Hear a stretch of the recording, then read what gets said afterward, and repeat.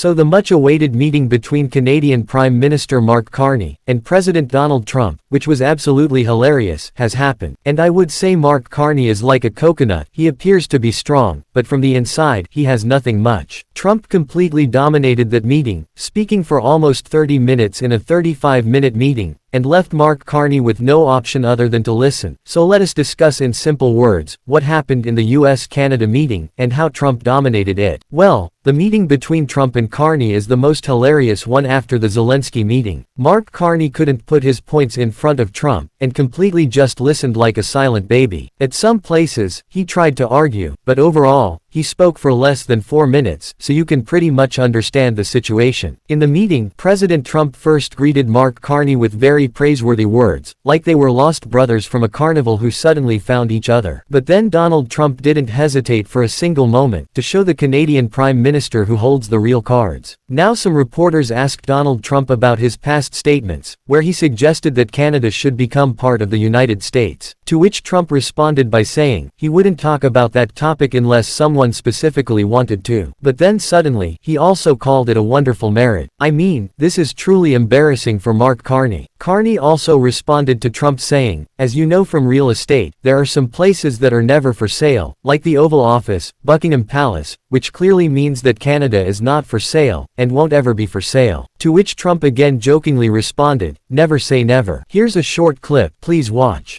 I think it would really be a wonderful marriage because it's two places that get along very well. They like each other a lot. Well, if I may, as you know from real estate, there are some places that are never for sale. That's true. We're sitting in one right now, Buckingham Palace that you visited as well. That's true. And having met with the owners of Canada over the course of the campaign last several months, it's not for sale, won't be for sale ever. Mark knew, they were low, and now they're stepping it up, and that's a very important thing. But never say never. Never say never.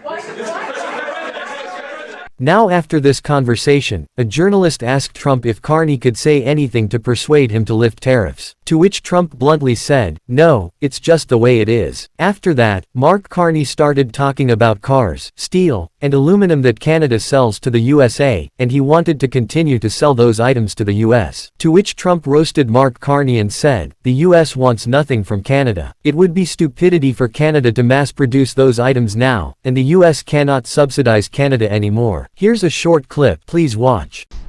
We want to make our own cars. We don't really want cars from Canada. And we put tariffs on cars from Canada, and at a certain point, it won't make economic sense for Canada to build those cars.